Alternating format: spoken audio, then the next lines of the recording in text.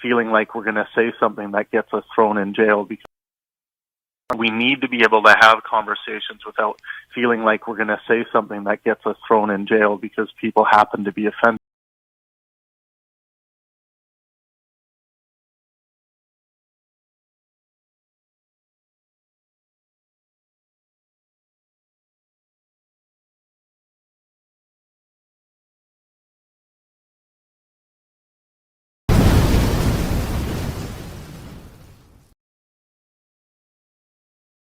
Hey everybody, Thomas Panner and Perry again, here for Torture Time.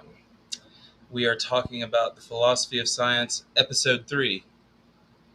Many things we will cover. The title gives a decent explanation of what we're going to cover, but so I hope everybody's doing all right. I hope everybody's having a good night. We always love Friday nights because it's when me and Perry get to talk about philosophy, and that's what we love. So I guess we can just jump straight into what we covered last week because that's always going to be the easiest to recap. Even if this is annoying to people, deal with it. That's the point, right? Deal with it, yeah.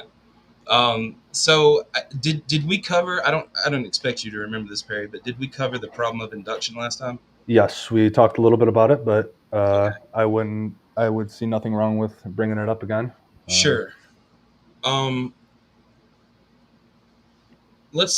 guess let's just read from Stanford for a second, and then I'll jump to Wikipedia here. I'll jump between the two because I would tell people, hey, follow along with me, but I end up jumping and paraphrasing. So just to make it easier to understand, it says, let's talk about it. Here it says, although it is often taken for granted, it is not at all clear how one can infer the validity of any general statement, the sky is blue, from a number of specific instances, or infer the truth of a theory from a series of successful tests. So that's kind of the nature of part of the scientific methodology. So what they're saying there is it's taken for granted how we can infer, like inductively infer the validity of any statement in science, or understand a theory from a series of successful tests. I mean, how do we infer the truth of a theory from a series of successful tests? Is that something that we can do? So it says, let's give an example. It says, for example, a chicken observes that each morning the farmer comes and gives it food for hundreds of days in a row. The chicken may therefore use inductive reasoning, which is appealing to experience and the past. That's how science is done. We've explained this in other episodes, that you are doing inductive reasoning. You are taking a specific observation and generalizing from that observation.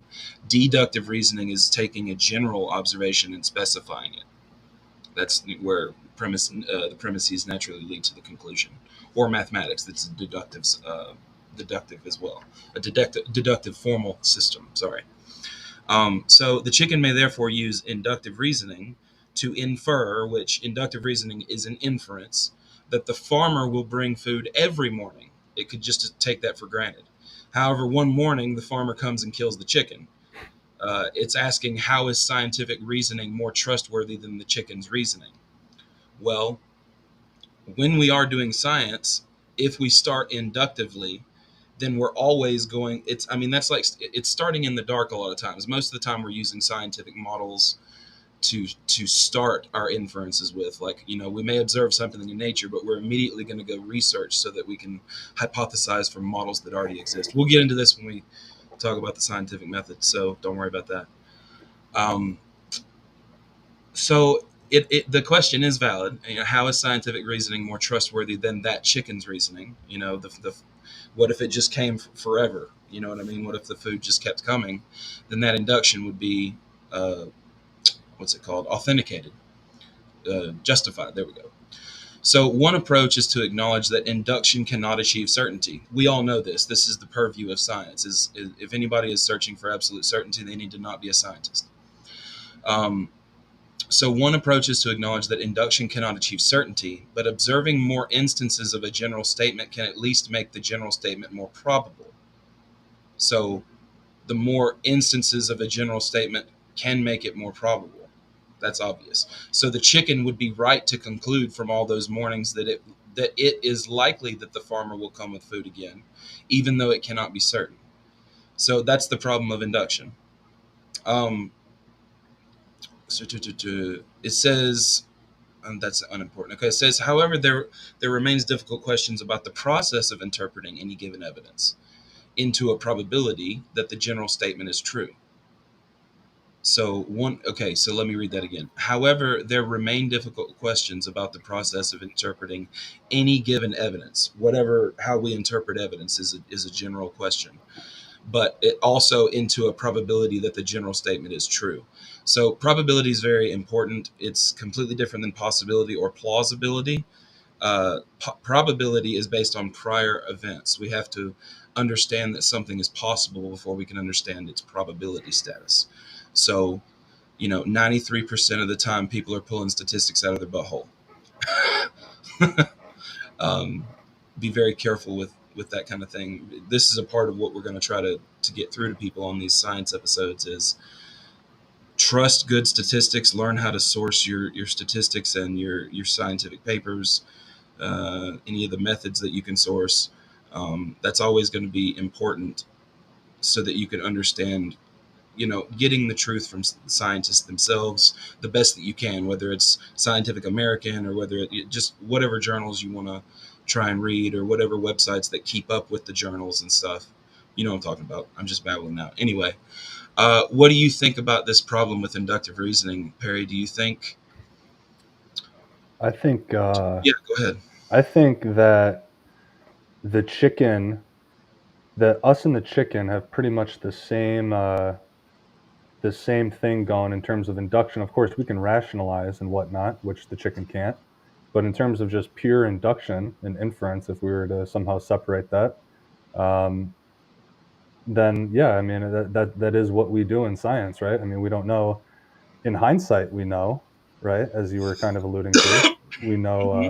if these things were justified when we thought about it. Yep. But yeah, there's no way. And to the probability thing, I wanted to mention, how I always say, uh, it's a 99.99999% chance that the Yeah. ground, in front of me isn't going to collapse. Yeah. I don't have any stats I mean, if I were to take my stats, my empirical and inductive experience, wouldn't it be 100%? Since it has never once happened that the ground in front of me has fallen, Well, that's the problem of induction right there. right? So, Right. So I would agree with you intuitively about the 99.9999999. You're right. I would agree with you on that because we can't be certain that there. I mean, if I'm a brain in a vat, is there something underneath my foot as I'm walking? uh, the illusion of it is just as real as you are, right? Um, Sure. yeah. So whatever substance that would be, the ground below you and what Sure. you are, yeah. It So would is just be it some actually it would be some virtual substance, right? right? We'd be Yeah. living in a virtual universe, simulated universe. Um, that's just one type of simulation theory, is the brain in the vat. But there's many other ones. I think we can trust inductive reasoning mainly because Same.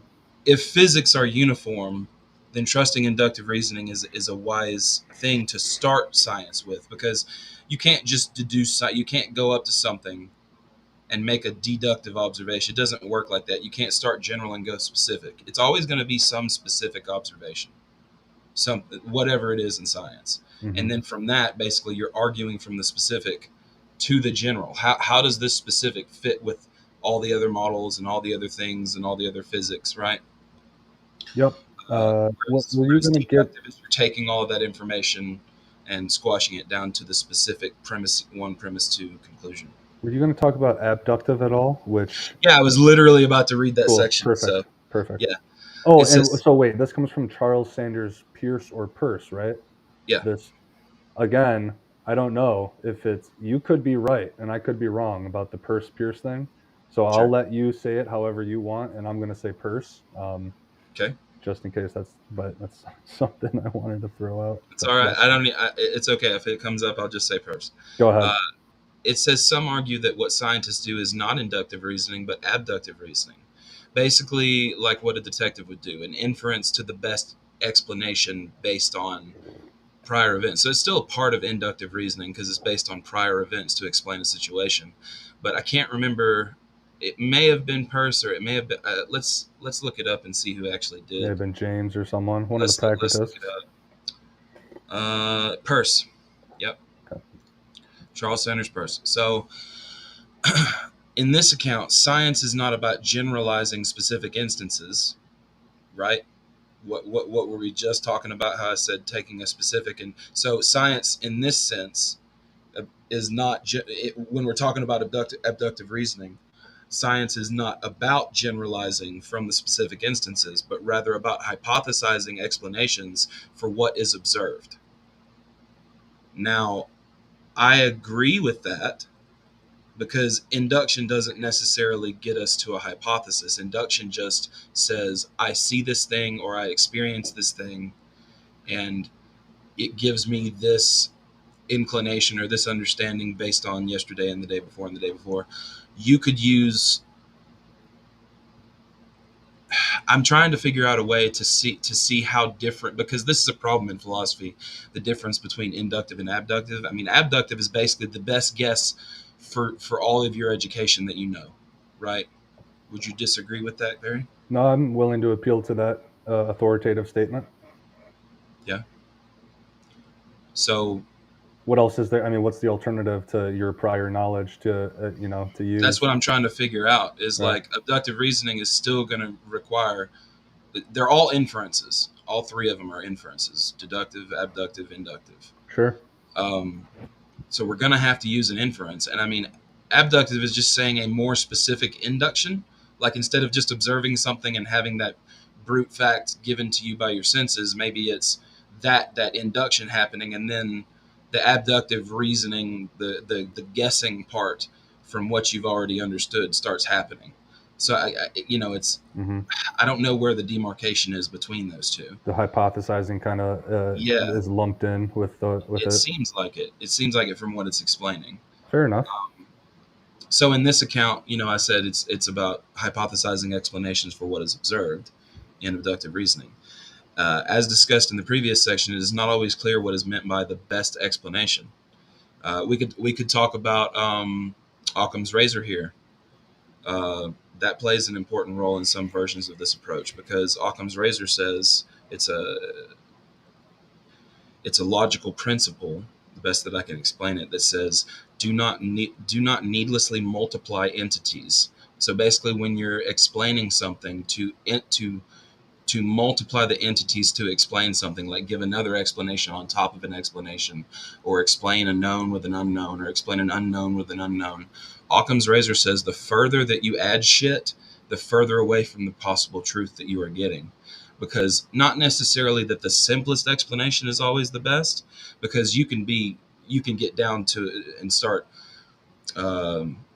discretizing everything and just making it like everything is complex. But kind of Occam's razor is saying be simple about your explanations. So the more simple you are, the less likely you are in error.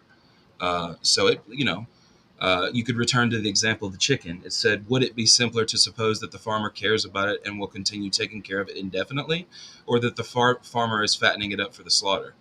So it says philosophers have tried to make this heuristic, this abductive reasoning heuristic principle, more precise in terms of theoretical parsimony. And what parsimony is Occam's razor, basically. Well, we can know whether it's just to feed it or whether it's to fatten it up for its death. Again, based on past experience that we see with farmers, and of course, well, it would be helpful to know the farmer's intent. I would say, if we Right? knew the farmer's intent, then all of this would go away. But Yeah. the substance of reality doesn't speak to us, so we don't know the intent. Obviously, I don't think it has an intent. We just see it consequentially. Um, Yeah. so take your best guess. It seems like is the end of it. Take your best guess, and then if it doesn't Yeah, I work, mean, go with something else. science isn't deductive. Mathematics is deductive because we all agree on the rules and we've all made it, We all use the same math. It's like the scientific methodology. It's an open source methodology or an open source ideology. You know, it's usable and deductively showable. That's not a word, but it can be shown deductively that mathematics follows from the premises to a conclusion, no matter what. Uh, until you get into the higher maths, it's fully deductive. There may be some like high end maths that are intuitionistic or something. I don't know enough about theoretical mathematics to make a statement, but anyway. Our friend Tree says complexity must be justified. If you want to respond to that, Thomas, or if not, I would like you to elaborate on that, Tree, and what Complexity exactly. must be justified. Yeah, I mean, she can elaborate if she wants to. I would say she is agreeing with Occam's razor, saying that a complex answer may need to have more justification behind it, and I agree with that. The more complex the answer, then we're going to need a much more complex justification.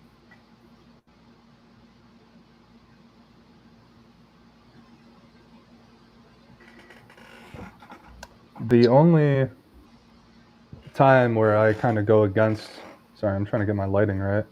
You're fine. The only time We're not in a rush here. I go against Occam's razor is in language and linguistics, where it seems as though we need to add certain words and sounds that we make instead of just lumping certain definitions in under one term. But within physics, yeah, I would agree that Occam's razor definitely makes sense. Yeah. Just a little tangent. No, it's fine. It says, yet, although various measures of simplicity have been brought forward as potential candidates, it is generally accepted that there is no such thing as a theory-independent measure of simplicity. In other words, there appear to be as many different measures of simplicity as there are theories themselves, and the task of choosing between measures of simplicity appears to be every bit as problematic as the job of choosing between theories. That doesn't make 100% sense to me. Read it again. So it's a long sentence. It says, although various measures of simplicity have been brought forward as potential candidates. Okay, let me read this part again. It says, philosophers have tried to make this abductive heuristic principle more precise in terms of theoretical parsimony or Occam's razor or other measures. But then it says, yet, although various measures of simplicity have been brought forward as potential candidates, it is generally accepted that there is no such thing as a theory-independent measure of simplicity. I don't know what a measure of simplicity is. Yeah. It doesn't give me a link to anything else on Stanford, so I'm just going to take that prima facie, I guess. I don't really know how I take that is that there's no end-all, be-all theory that is independent and that exists universally. Tree says, simplicity is preferred because it reduces the chance of evaluating incorrectly the truth value or the utility. Simplicity is preferred because it reduces chances of incorrect. Sure. So I can't find anything. That may be bunk in an explanation because I'm not finding anything.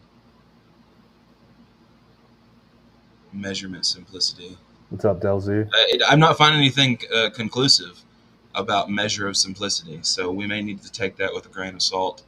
That may be philosophical jargon that I'm just not familiar with. Jared, so, debating is a rare thing that occurs here. Thomas and I like to interlock it with each other when it comes to certain philosophical domains. And so we're just having a nice, informal discussion about the philosophy of science. Yep. And feel free to call in, guys. There should be a link.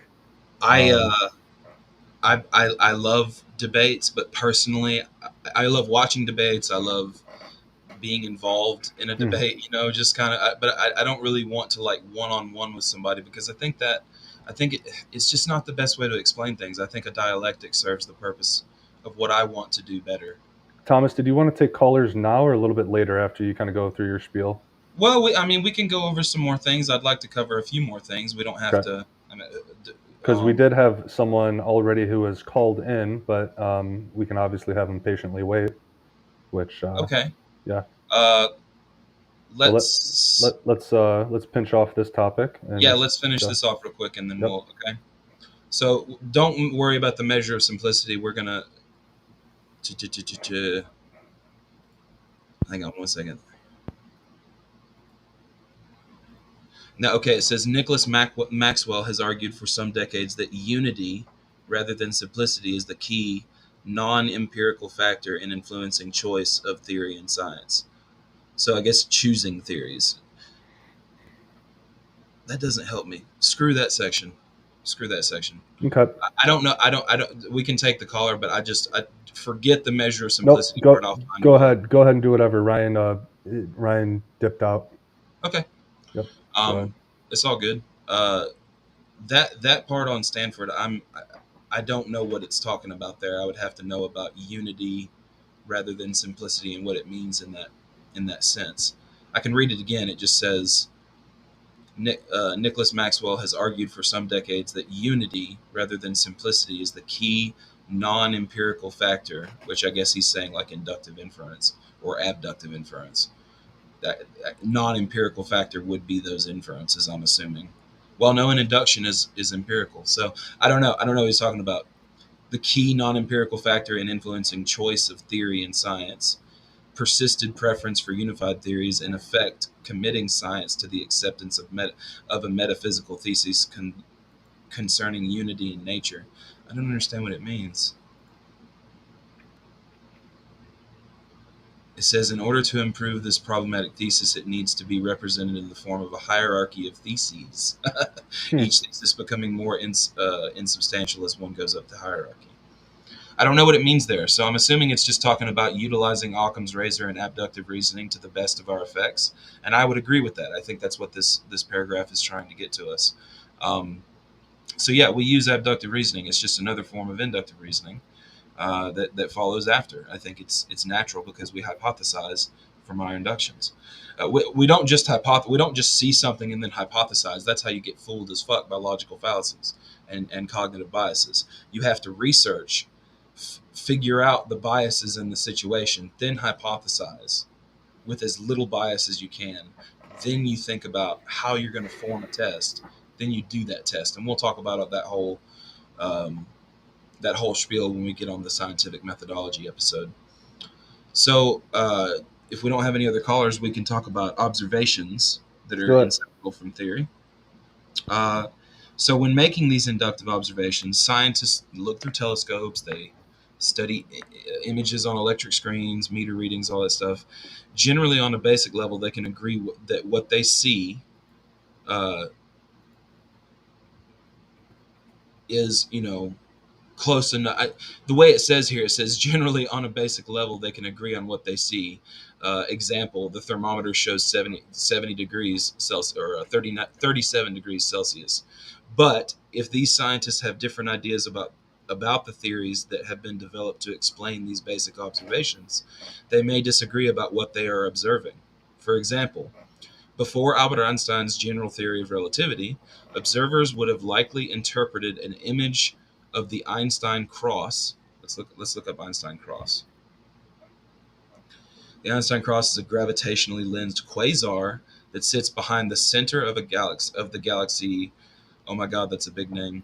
Called Hutra's lens. 4 images of the same distant quasar appear in the middle of the foreground galaxy due to the strong gravitational lensing. Okay, that's cool. There's a picture of it here. So it's like made multiple images of it. So it does form the quasar forms the shape of a cross. So it says before Einstein's general theory of relativity, general, not special, but general relativity, observers would have likely interpreted an image of Einstein's cross as 5 different objects in space. That's true. They wouldn't have known about gravitational lensing. In light of that theory, however, astronomers will tell you that there are actually only 2 objects, one in the center and 4 different images of a second object around the sides. So alternatively, if other scientists suspect that something is wrong with the telescope and only one object is actually being observed, they are operating under yet another theory. Observations that cannot be separated from theoretical interpretation are said to be theory-laden. That's important. We're going to cover what theory-latenness is. So theory-laden, in the philosophy of science, observations, inductive observations, are said to be theory-laden when they are affected by the theoretical presuppositions held by the investigator. We're always going to have our own hypothetical, theoretical presuppositions when we're investigating science. Yep. So I'm I don't know following. how something can't be theory-laden. Do you have an opinion on that? This sounds very familiar to a discussion that I've been having with some friends. I feel as though, and I could be wrong, that we all have first principles. We all have some set of axioms or propositions or presuppositions, which we all go back to, whether you acknowledge it or not. So it seems like in the physics domain here, theory laden is something that all scientists, all physicists have. Again, whether they acknowledge it or not, it'd be ideal. I think we ought to acknowledge our presuppositions and our starting point. So this, this sounds like an epistemological type term. It is. Yeah. There's two different types of theory-ladenness. There's semantic theory-ladenness, which is the impact of theoretical assumptions on the meaning of observational terms. So let's break that down. The impact of theoretical assumptions on the meaning of observational terms. What do you get from that? Say that again. Semantic theory-ladenness refers to the impact of theoretical assumptions. I'm assuming hypothetical assumptions is probably what they need to say, but we'll go with theoretical for right now, okay? Okay. Even though that's not quite what they should probably... It's okay. We can use the colloquial. So it says, one more time, this is the whole point of the show. Semantic theory-ladenness refers to the impact of theoretical assumptions on the meaning of observational terms. Yeah. Yeah. That's, that sounds like we're talking about not the problem of induction, but here it sounds like the problem of semantics, where the noises and the words that we're using have to map onto our observations and the quote objects in reality as we interpret them. And so there is going to be that issue where I make one noise that represents this, right? Yeah. And someone else may also make a similar noise, not the same noise, and they also observe this object independent of our mind. But our ideas that we end up rationalizing from there may be a bit different and not completely one to one. It's enough, I think, to do science where we all kind of have the same idea of what Mm-hmm. gravity, atoms, molecular weight, all of this stuff are to do science. It's good enough intersubjectively. It's good enough to come to some semantic noise that we make with each other, some proposition to describe what our observations. So Yeah. I'm fine with that. It seems like a good laden. Semantic epitheme. theory-ladenness seems to be the case. Yeah, theoretical Yeah. assumptions on the meaning of observational terms. So Yep. the a priori to the a posteriori, the impact of the a priori on the meaning of the a posteriori. So perceptual theory-ladenness refers to theory's impacts on the perceptual experience itself. Makes sense. Okay. Let me make sure I get that. So it's okay. Perceptual theory-ladenness refers to the theory's impact on the perceptual experience itself. Well, yeah, the perceptual experience is going to make an impact on the person. I mean, yeah, it's interesting that there's a separation between these two. Dale, I love you. I love you like a brother. But no science, in my opinion, can be done if this were the case. First, I presuppose my presuppositions are wrong.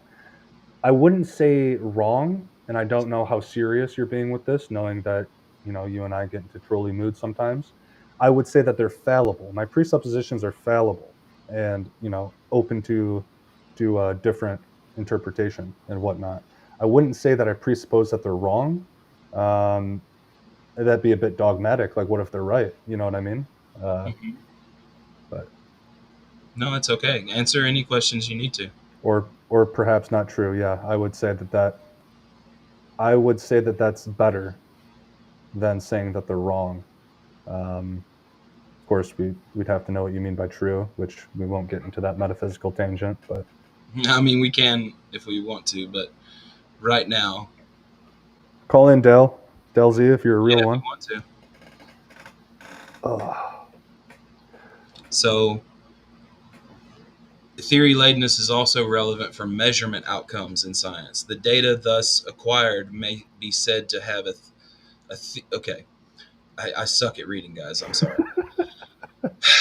The data thus acquired may be said to be theory-laden, since it is meaningless by itself unless interpreted as the outcome of the measurement processes involved.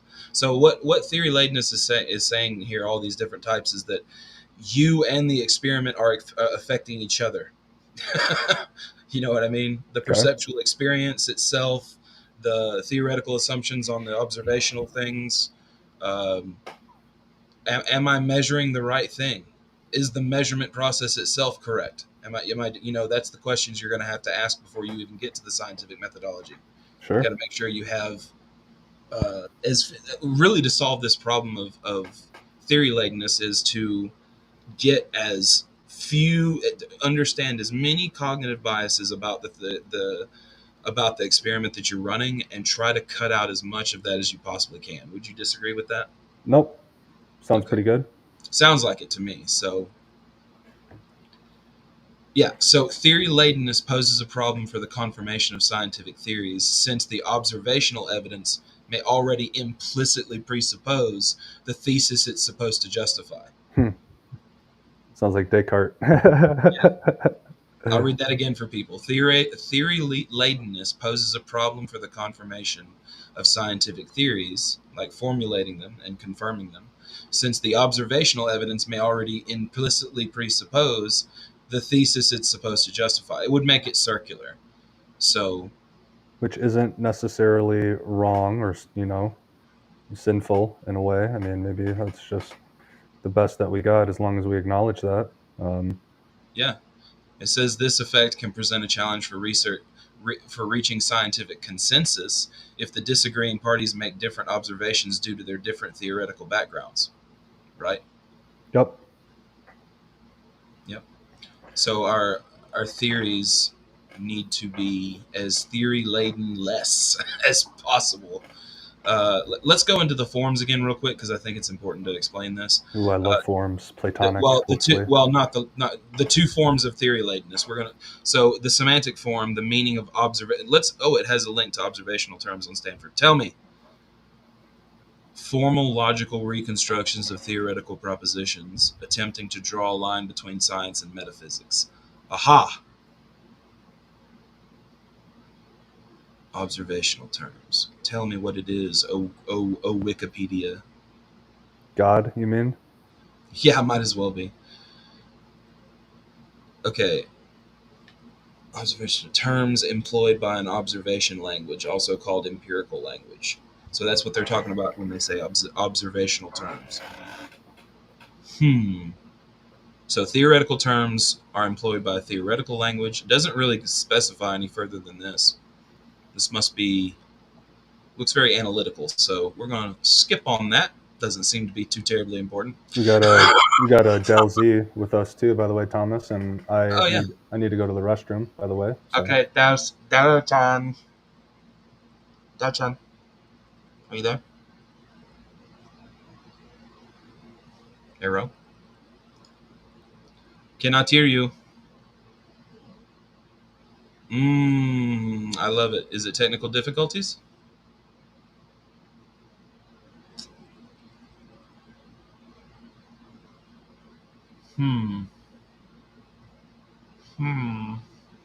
Maybe Perry has to do something. When he gets back, we'll fix it.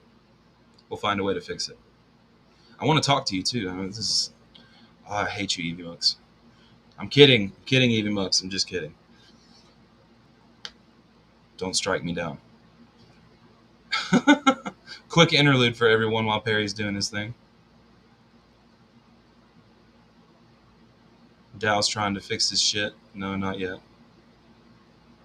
I don't get it, man. Maybe he's got to unmute you on the back end. Let's hope he gets back in a second.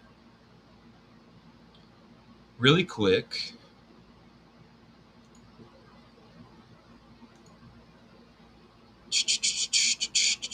We can talk. I'll continue this little part right here. So we talked about theory-ladenness and the general idea that all preconceived notions by the person perceiving, the person actuating the whole shebang, like I just read, basically.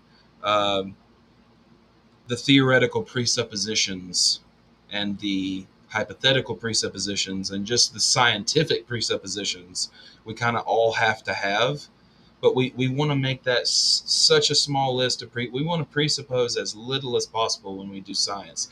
That way we can follow the evidence where it leads and use theories that already exist, the models that already exist, to try to explain that. If it doesn't fit with the model, but we still have the facts, then we need to change the model to fit the facts, not the other way around. We don't change the facts to fit the model. That's a very bad idea.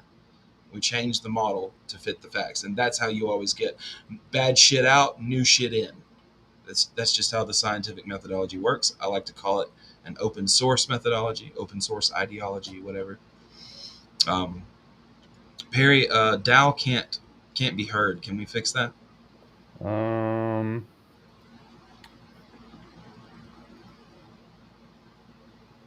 Not yet. I think, was this happening with Don Don? I'm not sure. If you have speakers, maybe try, Dale. He's probably on his phone. Right. Yeah. If you have headphones, I mean, or earbuds. Otherwise, I can't think of anything that I could do from here. Like, I know you can turn his volume up and down, but I'm not sure. I'm gonna kick you, and then ban you. No, I'm just gonna kick you, and then come back, Dale, and see if the old unplug and plug it back in works. Try it real quick. Okay. All right. Oh, Dalchan.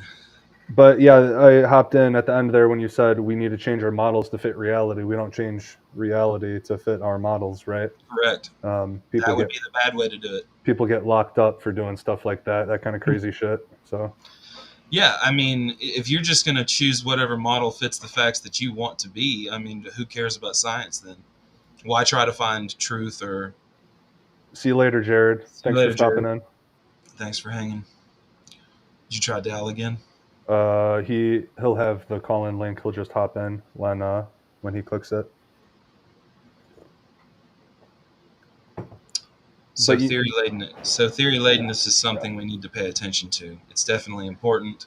I mean, we don't have to like fully understand this theory-latedness because we understand, like I've said like 8 times now, I'm sorry for being a broken record, that everybody's going to have theoretical and hypothetical presuppositions, but we want as few of those as possible.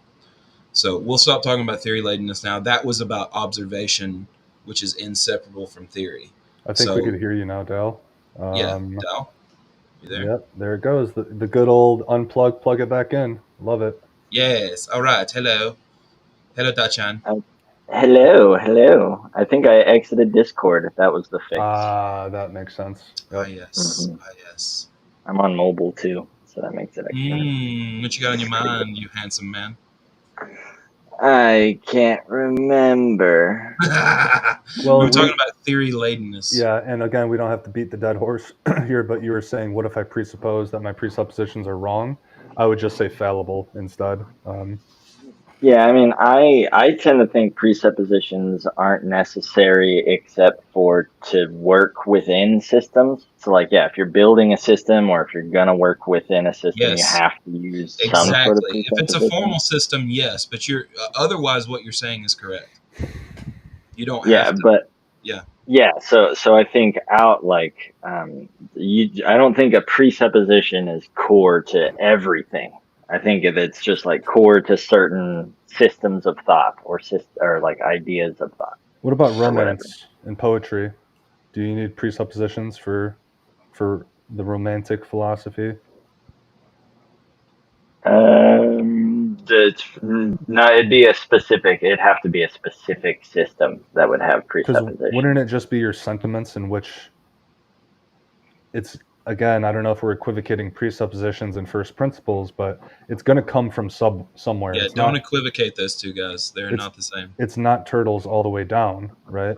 There's a part where we originate and derive from, at least us as humans. I'm not saying the universe, but In which case there is going to be some, yeah, I guess if you don't, I don't know. We don't have to beat the dead horse here, but Oh, I love it. Beat it Yeah. all day. Tear it up. tear it up. Keep on whipping his ass. There you go. No, I mean, I get it. Like, I don't know, because I feel like I don't get the like with infinite turtles to what? What am I trying to get? Like I more think that it's like a blank canvas that we can write on and do whatever we Then want your with. canvas is the starting point. Sure. Yeah, then the there's still canvas is a the canvas, presupposition. Yeah. but it's like an ocean of descriptionless experience, basically, where you're not really like that would be the canvas would be absolutely no ideas about it. And then from there you idealize it. And then that's when you start having Yep. precepts. Yes. I agree with you in that sense. Yes. Um, do you presuppose first principles? Do you presuppose that you think and are, or do you even care to do that? Depends on my mood. That's the best dualist, non-dualist answer we can give.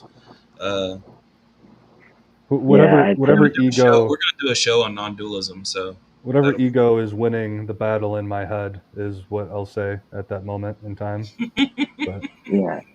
If I try to explain it fully, it ends up being turtles all the way down where I'm like, and even this isn't true, and what I just said I also mean, isn't right because this other, as, and I'm just drawing. as far as I can see, nature is a kaleidoscope all the way up the fractals and all the way down the fractals, turtles all the way down, kind of thing. So, I mean, I feel that way about nature. So, Yeah, right? Seems that way to me. pretty much. Let's see. We covered theory-latenness. Dal, you can hang around as long as you want. Okay, so we explained that. We explained the problems with that. We explained observations being inseparable from theory. We talked about that, how, you know, the observation may not, just like with Einstein's cross, how we explained that it was actually only two objects, but it looks like it five. looks like 5, yeah. Yeah, so what am I trying to say here? So we want to have the observation be inseparable from the theory. We want the theory to show that the observation was correct. I guess you can't show if an observation is correct. I don't know if that's the right way to phrase that. Because an observation is just an observation. I don't think it has a true or false value. Do you guys think that? Good observation does what? Hedges true or false? What did you say? Yeah, is an observation something that can be true or false, or correct or incorrect? If we deem it to be and epistemologically agree that we have an idea that those, but metaphysically, no, I don't think so. Okay. Yeah, I think it can lack detail. So like you could see a turtle, but it was actually an illusion of a turtle, and we're all in a simulation or whatever. But it just lacked detail. It wasn't wrong. You still saw a turtle. Truth is that which is useful. So just so you guys know, and correct me if you guys have any disagreements here, Dale and Thomas, but when we say the word truth, when we're talking about the philosophy of science, we're talking about that which has pragmatic implications and consequences. Okay, so metaphysically true, that that's the best you're going to get. I think what I'm going on when we're talking about all this is I'm using correspondence mixed with pragmatics. So I have kind of a custom theory of truth. Yeah. Yeah, but it doesn't mean that I'm not taking anything else into account. I'm trying to take into account as many possible things as I humanly can. So all observation involves both perception and cognition. The senses and the a priori and the a posteriori.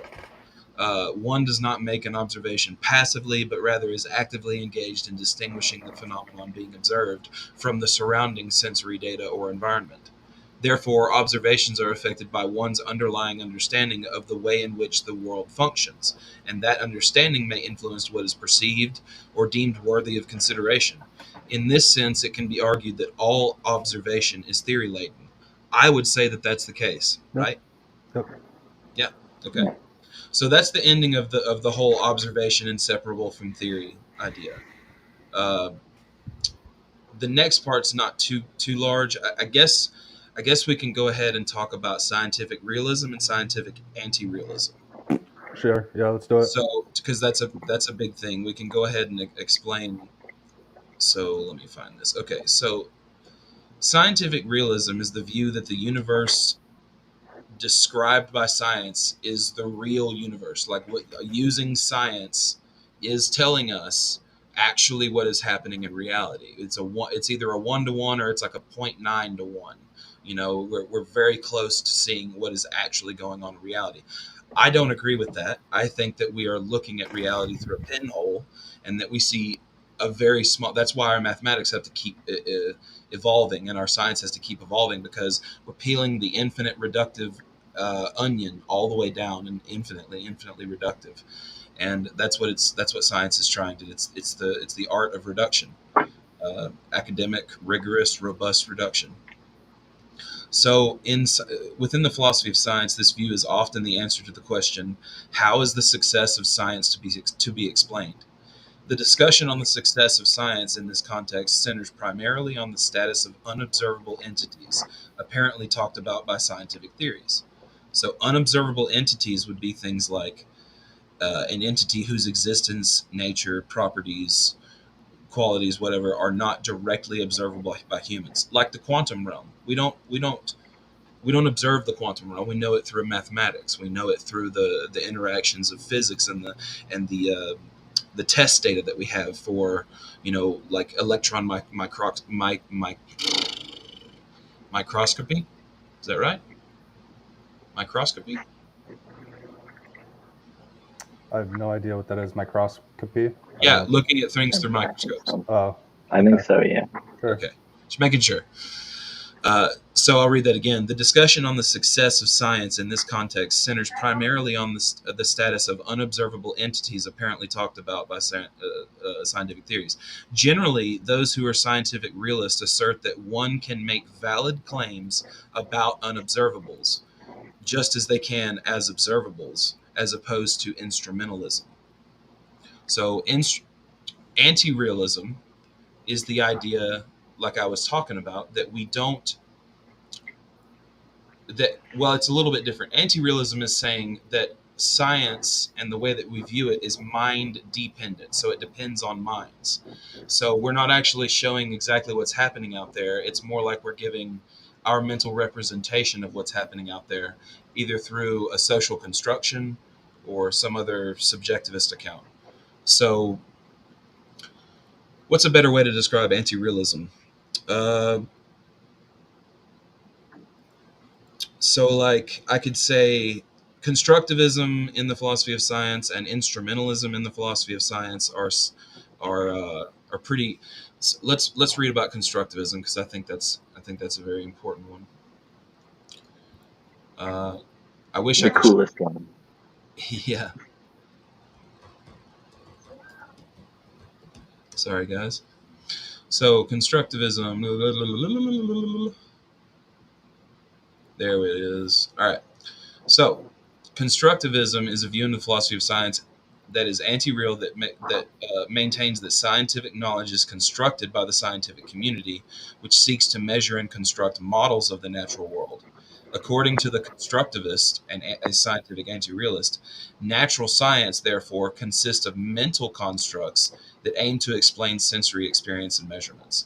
So what's happening out there is what's happening is that we are getting the representations mentally of what's happening in reality, and then constructively across the scientific community, we are making these mental constructs, these models, to explain the sensory experience and measurements. So according to constructivists, the world is independent of human minds, but knowledge of the world is always human and social. So a constructivist could say, yeah, I'm a realist when it comes to ontology. I think there's an actual independent, objective reality out there that we can measure. But the knowledge that we have, the models that we have, aren't directly related to that. It's just what we know about it. If it's a social construction. So constructivism opposes the philosophy of like scientific objectivism, which is embracing the belief that a human can come to know the truth about the natural world, not mediated by scientific approximations with different degrees of validity and accuracy. So constructivism is embracing the belief that a human can come to know the truth about the natural world, not mediated by scientific approximations with I don't understand that sentence very well. Why am I not understanding this sentence? Sorry, I've been a little quiet. I'm trying to get this picture on. No, You you're know good. that you know I that know what arrow. you're Yeah, getting at there. Yeah. yeah.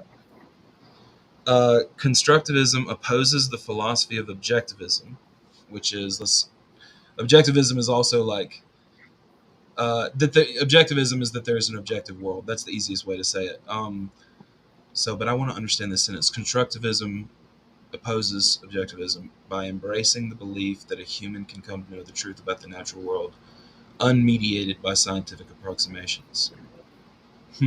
According to constructivists, there is no single valid methodology in science, but rather a diversity of useful methods. That's why I say, a scientific realist on the very far side is a naive realist, and they're saying, yeah, what I see in reality is actually exactly what's happening in reality. I have a one-to-one with reality. I know it's true. Science absolutely tells us the truth of what's happening. That's naive realism. Yep. When you go back to like a little bit closer to the anti-real side, you get things like structural realism. Structural realism is saying that we have these models that give us a view of reality, but there's still room for the fact that it could be theory laden or mind dependent or whatever. We'll get into that later. I just wanted to kind of throw it in there real quick. But so I would fall into constructivism. Because I don't think that what we have constructed absolutely reflects and mirrors reality. I just can't. I have not seen the demonstration of that. Uh, I don't know how we could demonstrate through a scientific experiment that of how much percent that we're matching reality. I don't even know what a test like that would be like. I have no idea. So we can't just assume that that's even something that we can understand. It's paradoxical, I know. Yeah, I think the best argument for it is like the no miracles argument, which Mhm. we don't know. It's just like saying, but the predictions are made and they come true, so what we think has to be right. But we thought Yeah. that about the last system we had that was making true predictions, which is Mhm. usually the counter. Yep. Scientific instruments and our understanding of math have their limits. Agreed. Agreed. So, should science aim to determine ultimate truth? I say no. Uh, are there questions that science cannot answer? This is the purpose of science. We're talking about realism and anti-realism. So it says scientific realists claim that science aims at truth and that one ought to regard scientific theories as true, approximately true, or likely true. Conversely, scientific anti-realists argue that science does not aim, or at least does not succeed, at absolute truth, especially truth about unobservables like electrons or other universes. Instrumentalists, however, argue that scientific theories should only be evaluated on whether they are useful, pragmatically. In their view, in an instrumentalist view, whether theories are true or not is besides the point, because the purpose of science is to make predictions and enable effective technology. I agree with that, but I want to know what is true, so I'm against the idea of instrumentalism. Because even in constructivism, we can say that these models are true to us, and they help us to represent what is going on in reality, right? I'm more okay with that than I am just saying whether theories are true or not is besides the point. I don't want that to be the case. That's a part of my sentimentality. I So you know Go this ahead. will cover half of Dell's face, half of your face, and all of my face. But Yeah, go ahead. let's take a look at this picture. Please do. This photo. We have two arrows. On the right, it says anti-realism. On the left, it says realism. There's a bunch of names and whatnot who have their theories and philosophies based on that camp. Thomas, my teacher, has encouraged me to, and Don Don as well, has encouraged me to look at the constructive empiricism. If you see on the bottom, you can't see my arrow, of course, but you'll see towards the bottom, it says constructive empiricism, which is on the anti-realism side, more or less. It is pretty much That's what I similar. just read. That's Gotcha. what I just read is Okay. constructivism. It Okay, can also cool. be called constructive empiricism. Cool. Same thing. Yeah. So, and I'll leave this up for another 15, That's on 20 the seconds. very edge of anti-real, everybody. That the being a constructive empiricist is almost saying, it's almost real. You know what I mean? Yep. So this is different than realism and anti-realism in like other metaphysical branches. Really, realism and anti-realism in other branches are talking about mind-dependent or mind-independent. That's kind of what it means here, but it just intuitively just recognize it's a little different. Anyway, Dow, you froze on my screen. We'll come back. You gone? Is he gone? No, he'll come back. He'll Okay. come back. So go ahead and explain the rest of that to everybody. Well, so you've also mentioned correspondence versus, well, you didn't mention coherence, but you said you take a correspondence kind of custom theory of truth in conjunction with pragmatism. But it's interesting, pragmatism, if you can see it, folks, amongst all of these different words, pragmatism falls under the anti-real, but correspondence represents the real side. Yeah. And of course, I throw in coherence as well within my custom theory of truth. Should we act as though correspondence is necessary to get to? Can I be a constructive empiricist and still use correspondence? Oh yeah, of course. I think so, but I don't know. That is a having a cake and eating it too kind of thing, because I can't say it's mind-dependent anti-real that we're socially constructing these models that just represent what we think is going on in reality. I'm making the statement. I can't say it. I don't know. I've thought about this a lot, and I want to say, okay, structural realism, correspondence, reality is giving us a somewhat clear picture of well, mathematics and stuff is giving us a somewhat clear picture of it. And it's not just socially constructed. There are real, true things out there to find. I want that to be the case. But I've studied so much philosophy, and you have too, that we know based on the criterion of truth that may not be the case, that correspondence might not be the best theory of truth. But Thomas, I don't know. if you gave me, a whole semester to critique and agree with all of these different terms and people, there I would have an agreement with all of them, and I would have some sort of critique as well. So Yeah. it is having your cake and eating it too. It seems like no matter what, unless you're just as radical as can be, and whatever. Whether you're real or anti-real, the scientific methods are useful. They provide technology. They provide surviving and thriving for us. So you can be a full anti-realist and like an eliminativist where you're just like, who cares? It's just use it, that kind of thing. Yeah. It doesn't matter. I want to think that there are true things out there. And I know that's a part of my sentimentality. And then there are people who are going to be like, Thomas, that's not sentimentality. There absolutely is an objective reality out there that we can measure, and it's real, and we're measuring it correctly. Well, if that were the case, then we wouldn't have thought that the sun was going around the earth 500 years ago. You know what I mean? So, well, you didn't choose to take the leap of faith with me yesterday when I mentioned the one thing that I am certain about, tentatively, which is ironic to say if I'm certain about it. There is something.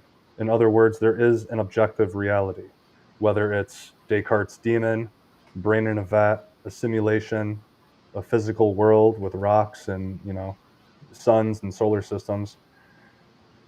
I have to say that there is something. Something exists. That's my starting point for me personally. yeah, I mean, that's a presupposition we have to assume that either And you exist or something exists. I mean, you can just say something if you don't want to say I. Yep, something. Right? Yep, I Yeah, don't like. something I have exists. many issues with I, so I Right. say Yeah. there is something. Is Yeah. the statement that I make. Yeah, there is something. So the combination of atoms and shit that makes up you, though, is you. But we can get into conversations of identity. I don't want to go, oh my God, ship of Theseus and all that. Lord have mercy. Dale, if you want to come back and your Wi-Fi kicks back into gear, just come on holler, back and then I'll bring you up. But We're going to go for a little bit longer, guys, and then I'll give you guys a break. I know I've tortured you a lot tonight, so thanks for hanging with me. So realists often point to the success of recent scientific theories as evidence for the truth or near truth of current theories. Obviously they would, point to like relativity and stuff and show us, hey, that's how we got the fucking nuclear reactor, and the nuclear bomb. But anti-realists point to either the many false theories in the history of science, morals, or the success of false modeling assumptions. Anti-realists attempt to explain the success of scientific theories without necessarily referencing truth, like, actually a correspondence. Some anti-realists even go to claim that scientific theories aim at being accurate only about observable objects and argue that their success is primarily judged by that criterion, observable objects. So I'm not that anti-real. You know what I mean? I believe that we can make calculations on unobservables. I mean, it seems to be the case that the math holds up for quantum reality. It seems to be the case that the math holds up that we can see 46.7 billion light years in a radius around us. I mean, these things are facts about the scientific, the facts about nature. So, yeah. You guys kind of have to. It's like you make a choice. Are you an anti-realist or a realist? Well, does it matter? Do we use these theories? Yeah. I mean, are they socially constructed? Okay, sure. Are they mental representations? All right, sure. Are they modeling real? All these questions constantly going through my head.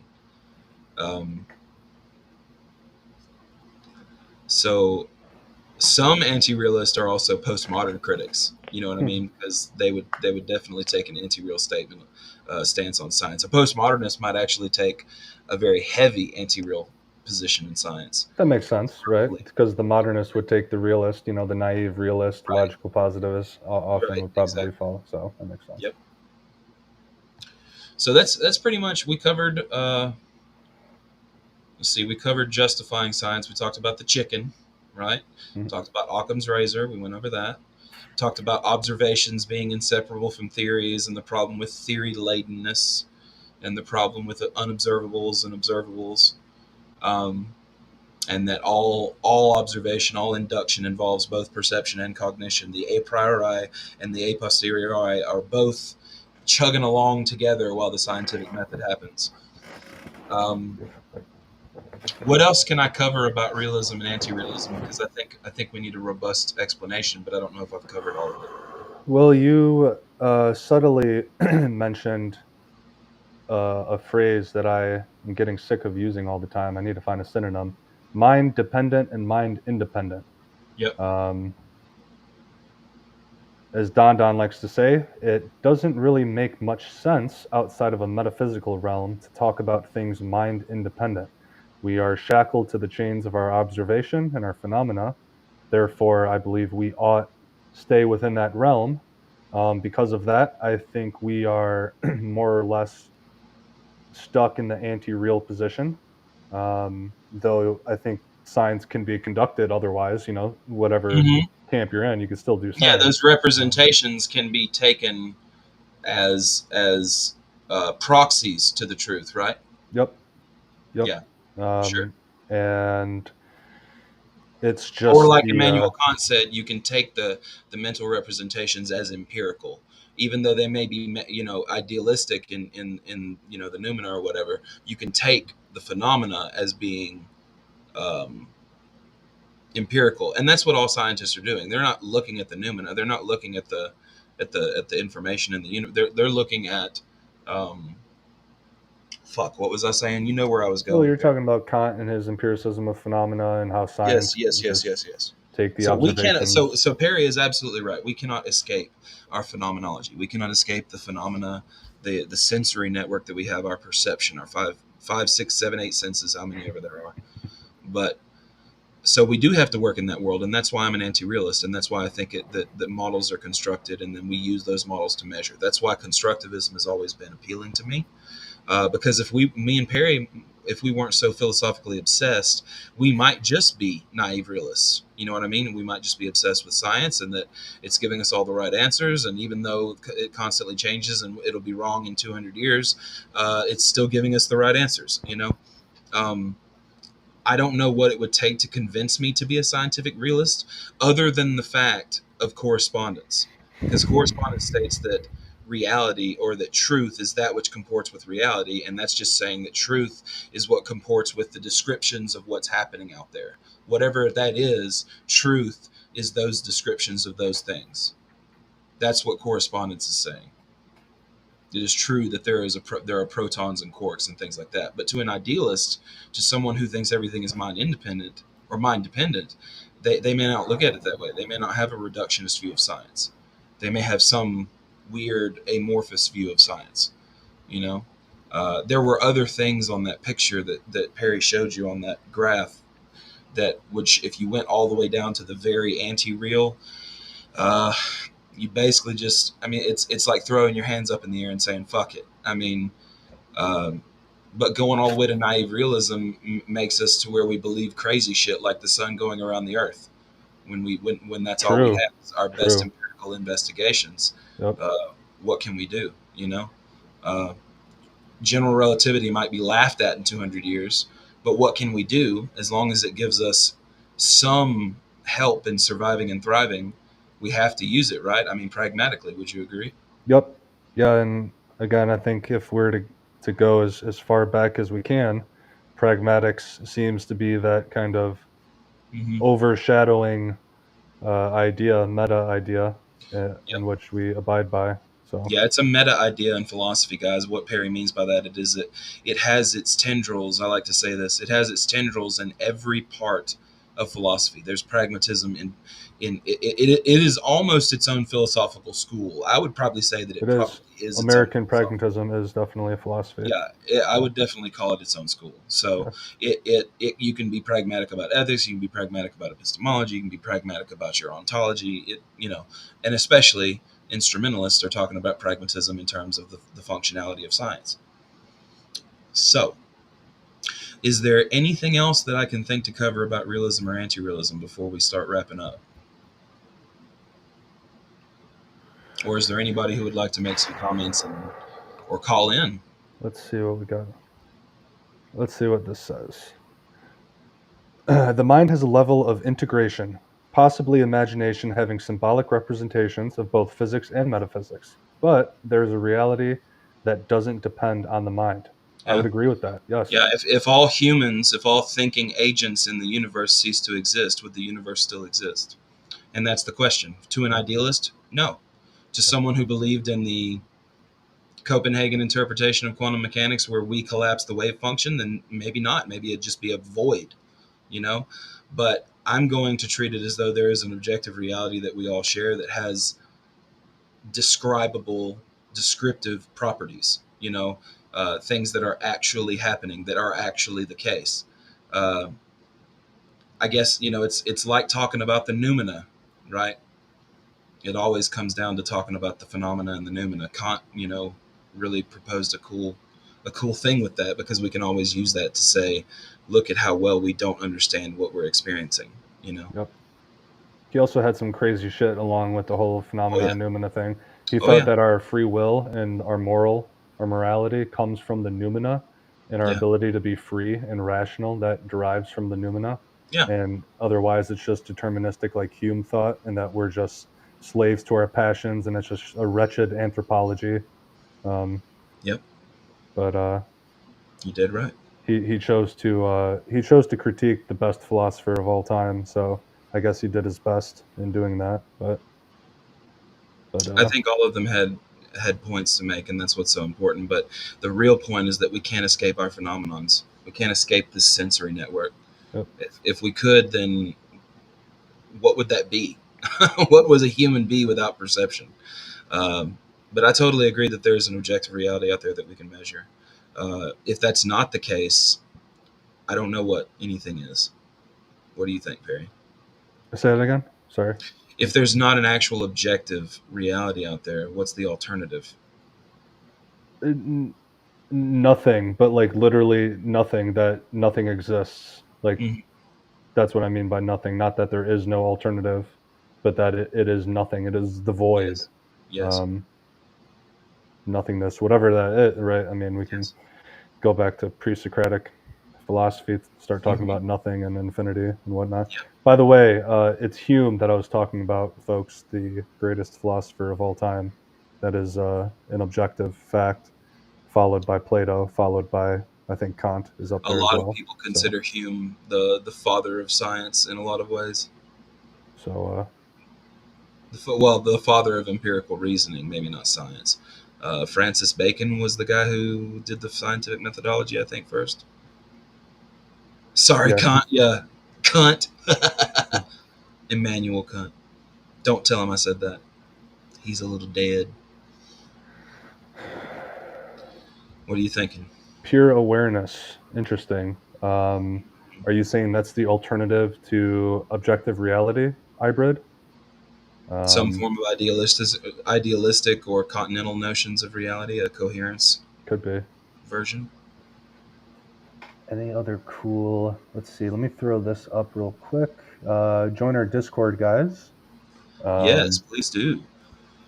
Please remember that we're also on YouTube, and to subscribe on YouTube to my channel, Thomas Panther, on YouTube to the Pangburn Universe. And also, I'm sure Perry will eventually have his channel, so we'll get to that in time. Please also go to YouTube and subscribe to Pangburn. I think it's just called Pangburn. Yeah, it's called Pangburn, and it's our own philosophy group on YouTube. We also have a Discord, which the link is on the Pangburn YouTube in the top right corner. Come and join us anytime you want to have conversations about these things: politics, psychology, philosophy, science, physics, chemistry, biology, mathematics, any of that stuff. We're always looking for that kind of stuff. Those Uh, type of people that are interested. Xbox guy, I saw you talking on Don Don's show the other night, so I kind of more or less can probably assume some of your positions. When you say objective is incoherent, do you just mean that things independent of our mind are incoherent since we have to use our mind in the first place, therefore making it subjective or intersubjective? I call it lowercase o objective, based on one of the definitions, it just being like a goal. But what Yeah, the exactly do you lowercase mean? objective is that we Yeah, all agree that we seem to be objectively experiencing this right. this Yep. objective reality. It's a bit tautological. Yes, perspective. Free. Okay. Yep. Yeah. No, Fair we enough. cannot escape perspective. That's the phenomena. We can't get past the phenomena. So, I mean, try to cut off every sense you have and exist. I don't, you wouldn't be able to. It'd just be a brain full of a priori assumptions. I don't know what it would be. You were totally just immediately cut off from all senses: touch, sight, sound, everything. Can't escape that perspective. Yeah, It's good to have you, Watson. Yeah, it's always a good time to study philosophy in my always. opinion. Oh, Yeah. it's always a good time to study philosophy. Hell Um, yeah. okay. Basically, what we're talking. Cool. Yeah, exactly. Xbox. Cool. Exactly. Cool. Yeah. I'd like to actually hear you Xbox talk with Don Don about politics. I've never seen Don Don be so uh, agreeable with someone. Usually he's always got some critique against someone within some political domain. So, um, but it's good to have you. If anyone wants to call in, I mean, Yeah, I don't know, we're gonna chill Thomas. for Yeah, another. We'll chill yeah, for another 5 or 10 minutes cool. and read comments and stuff, and then we'll go ahead and wrap it up. We do want to see you on Discord, guys. We really want you to join the Discord. Don't feel uncomfortable. We have a lot of very nice people. It's very well moderated, so we don't have any a-holes in there, messing up a good time, as it were. We very heavily moderate it. Um, and also, please join us on YouTube because we're streaming live on YouTube all the time, just as much as we are on Rumble. So, I also want to plug Don Don's channel here, Don Don Prager. Look him up on the Pangburn Universe on YouTube. Watch his stuff. He's excellent. Cares about the same things I care about. So, promote him. Also, one more thing I wanted to mention to the audience is it October 13th? Yes, October 13th. Lawrence Krauss and Travis Pangburn are getting together. So that'll be interesting. That'll be a great talk. Um, I got to interview Krauss a few months ago, or 6 months ago now, and it was really awesome. So hopefully I get to do it again. Yeah, that was a great show. That was Yeah, epic. it was fun to interact. That one stain on the call That last call, that fucking guy. Tree was able to get that out of the video. Tree was able to nice. cut Reza completely out of the video. That guy, man, how do you get on there and like question Lawrence Krauss, be like, can I work for you? He he was messaging me and like just like just what's the word? Just like he was just yapping. I had to block him. Like he just kept yapping. Let's see, what do we got? Pure awareness is an integral aspect of panpsychism. Panpsychism is a fun one. I love thinking about panpsychism. The way that I make panpsychism work is all objects have some dormant and benign ability, potential, we can call it, to become conscious. Maybe it actually is conscious to a very, very low degree.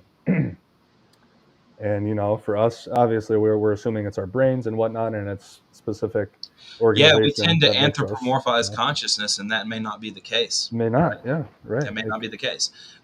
Sometimes people think consciousness is an on or off switch, and I don't know if it's that simple. Because we have, useful pseudo terms like subconscious and unconscious, even though that's not really in psychiatric literature. We have that, but, well, forgot what I was saying. Consciousness within certain particles of the universe, or oh yeah, I mean, you could think of panpsychism as like, if you wanted to get real with it, consciousness could be a field, right? Just like an electron field. And anything that becomes sufficiently complex emerges consciousness within the system. So we think. Yeah, that might be one way that panpsychism works. And we'd be like, oh, there's the consciousness field. We can measure it now. That might be something. That might be a thing. Or it might be some universal pulsating like frequency that like activates the brain to be conscious. There could be that too. It could be all... panpsychism is not easily just completely dismissible. It is something to consider. Well, Don is a very smart guy, Xbox, and so you will enjoy his shows just because it's Don. But Thomas and I absolutely despise certain political discussions as well. So feel free to one. I do think you seem like a good Discord advocate. Join the Discord, honestly, and but we do our shows on on Fridays, Thomas and I. So here's the Discord that I'll leave up for a little bit. Nice. Metaphysics, yeah, Dell. Yeah, metaphysics. I always have to go on the meta philosophy. Why is philosophy interesting? Or meta philosophy would be the philosophy of philosophy. So why is it important to do philosophy? Well, it answers itself. Meta love for wisdom. That's what that translates to. Yeah. Meta. Yes. Any more interesting comments we got? I'll take this off.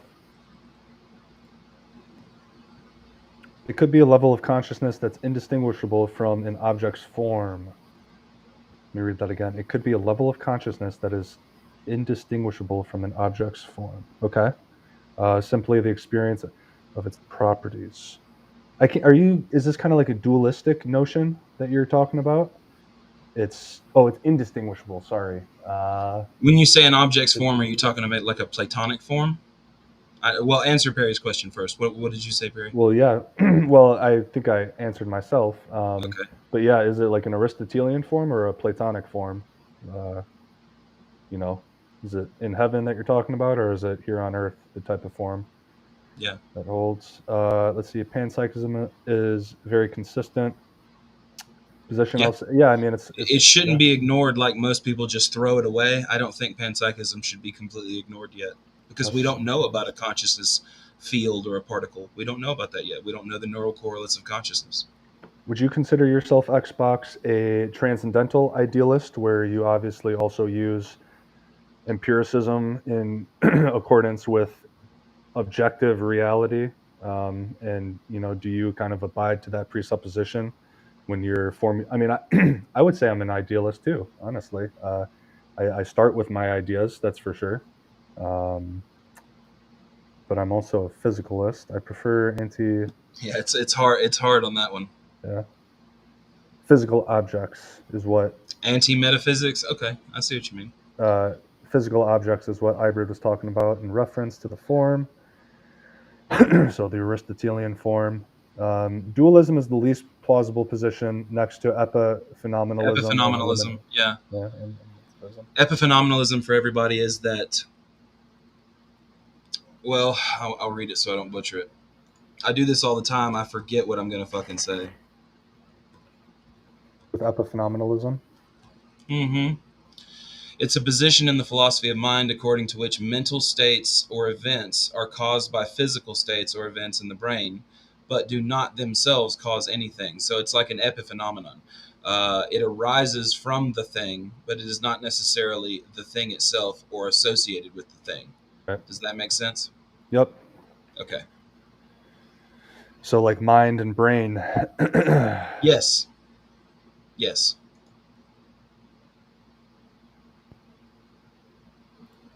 Only epistemic idealism, not meta. Yep, exactly. Exactly. Very good. Very good. Yeah, it's not like the Hegelian or Leibnizian monads where they're all immaterial and ideas, or Hegel's Geist or whatever. Mm-hmm. I think those are useful fictions to help us navigate through the material and physical world. But Yeah, if you think metaphysically that existence outside of our phenomenal experience is just ideas and that we're collapsing the wave functions and without us it's just a void, I would have to have a demonstration that that is even possible. Because the null hypothesis basically says until X is shown to have demonstrable proof, X is not the case. It's a statistical term, but that's basically what it's saying.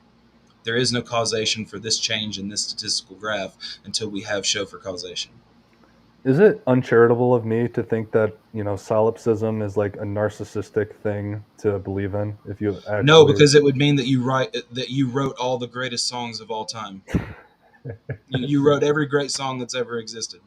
is that not the epitome of like narcissism? You made all the best arguments, but you also made all the worst arguments, right? And Yeah, you're yeah. also somehow convincing yourself that you may not be real also. Yeah, Schopenhauer was good. Xbox, it kind of like we were saying earlier, it doesn't really make sense to talk about the noumena since we're trapped within our phenomenological experience. I love Hegel. I love reading him before I go to bed, a nice little myth before I go to bed, you know what I mean?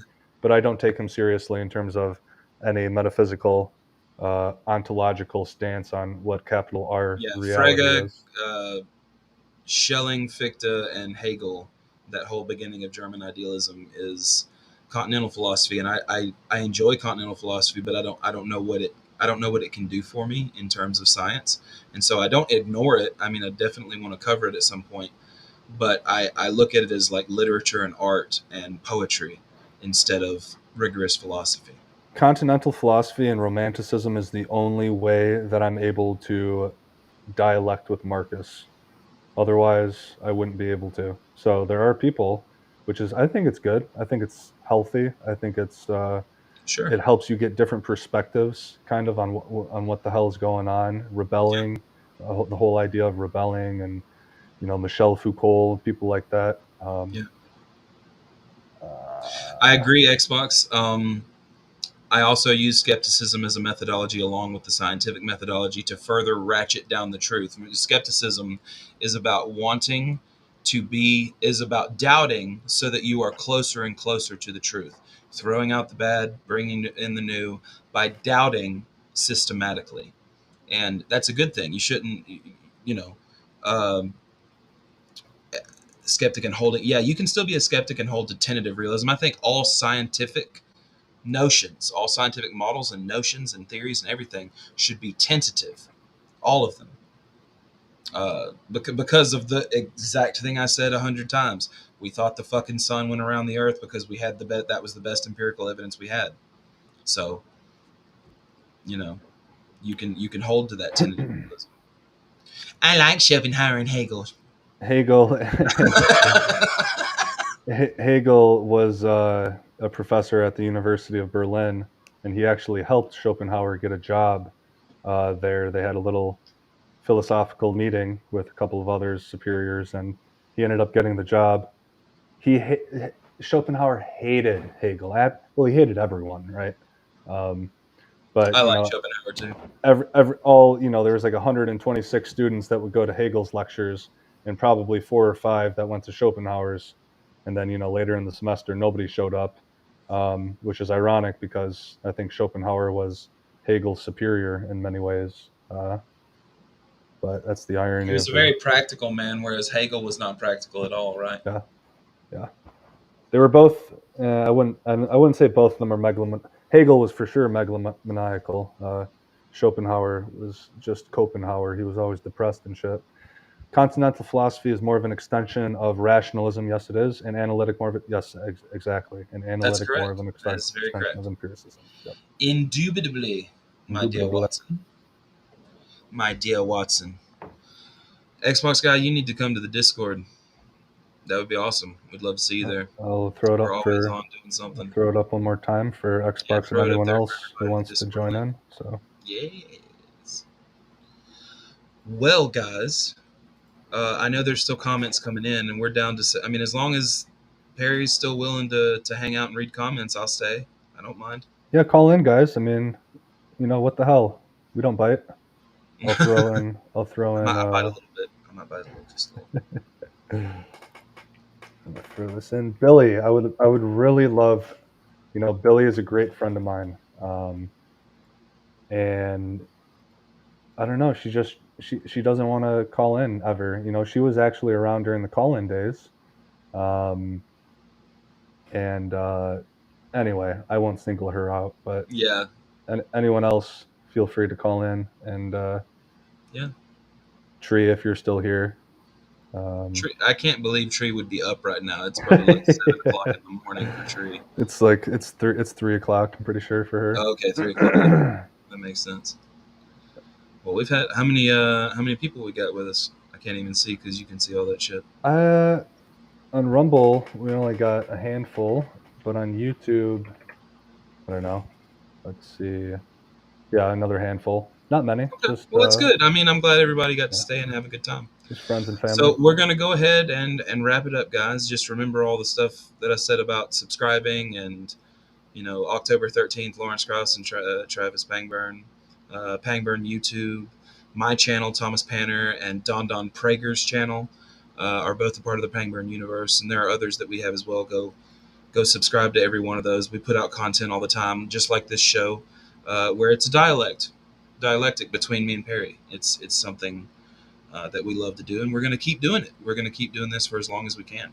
So I love you guys. I appreciate y'all listening. Hopefully this grows bigger and bigger, and we can have callers call in, and we can have everybody a part of this instead of me just sitting here preaching and professing and pontificating.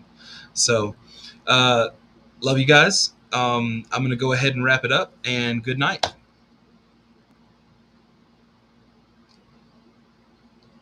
We need to be able to have conversations without feeling like we're going to say something that gets us thrown in jail because people happen to be offended.